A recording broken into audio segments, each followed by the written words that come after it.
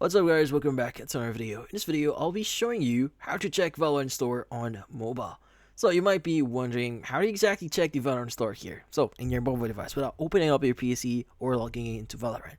Well, you can actually use an app here. So first things first, you want to open up Google Play Store here, and you want to look for the following option, which in this case, just type in Valorant Tracker.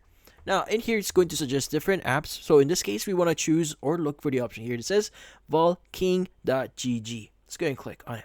Now, you want to install this app here, and once you've done that, you need to go ahead and open up the app itself. Now, the great thing about this app here, it also gives you information about patch notes here, and also you have the option to sign in with your Riot ID, and also you have the option to add your register, or you can register your player ID as well. But at the very bottom, you have 4 options. You have search, agents, ranking, and store.